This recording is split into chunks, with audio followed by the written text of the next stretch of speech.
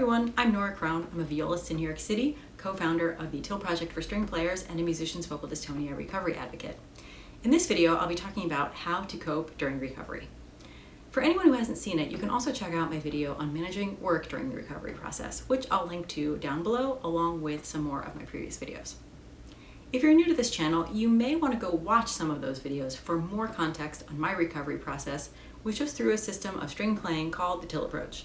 This is also the approach that I use to assist others. So, coping during recovery from musicians' vocal dystonia, and more specifically, coping mentally, emotionally, and even spiritually. First of all, we all know how devastating dystonia can be on many levels. Loss of joy and satisfaction, loss of income, social isolation, loss of identity. That's a lot to deal with, and it's completely understandable why some of us struggle to maintain our equilibrium and make choices that aid our recovery and general well-being. For me, one of the hardest things about dystonia, in addition to all of the losses I mentioned a moment ago, was the loss of control. From one moment to the next, something we've taken for granted our entire lives, that our bodies will obey our conscious commands, stops being true.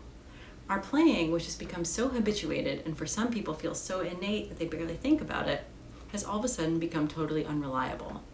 It feels like the bedrock underpinning our whole lives has fallen away in an instant.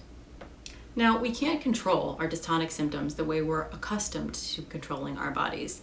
And it's true that dystonia causes complete chaos in our careers, our psyche, and possibly in our relationships. But that doesn't mean that we have no control. We can control, for instance, the attitude that we bring to the situation.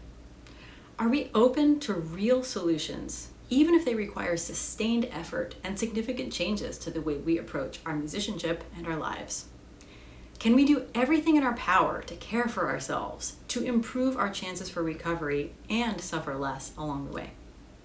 It sounds almost too basic to mention, but taking proper care of yourself, at the minimum, getting some exercise, sleeping and eating well, and managing stress are a vital part of putting your brain, body, and nervous system in the ideal state for recovery. And they also make us feel better even when everything is a complete mess. The other thing we can control is the narrative we choose to follow about dystonia and our chances of recovery. Now, I know that when it comes to dystonia treatment, there is very little consensus, but part of the reason that I've created this channel is to contribute to the message that recovery is possible, that there is a process to follow, and that it's not magic. If you want to know more about the process that helped me and that I advocate, which is based on grounding our movements in the same physical logic that we employ in daily life, applied to the precise demands of our instrument and the music, I invite you to check out some of my previous videos. But in short, do your own research, connect with others, ask questions and draw your own conclusions, and finally, don't be afraid to ask for help. Once you've found a recovery strategy or combination of strategies that you feel you can trust and commit to, don't give up.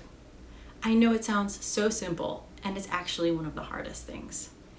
To be clear, based on the number of people that I've met who've tried strategies that were ultimately only partial solutions, sometimes it's true that the most sensible thing is just to keep your eyes open for another approach. But my experience was that once I found the violinist Sophie Till and the Till approach, the information in that approach was so obviously correct and beneficial that I knew that I had to stick with it even when I was suffering from serious doubt and frustration. And I'm so glad that I did. Which brings me to the last suggestion I have for coping during recovery. Frankly, dystonia sucks. No one can deny that. But could it also be an opportunity to learn and grow? To improve your knowledge about the mechanics of healthy technique? To improve your ability to take proper care of yourself and become more resilient? What old attitudes or beliefs could this process help you let go of? I'll tell you what dystonia recovery did for me. It gave me a whole new approach to playing that feels great and is much more reliable than my old technique. It helped me see that I'm a worthwhile human being regardless of what my body can or can't do today. It strengthened my self-confidence, and most importantly, it has given me the opportunity to be of service to others.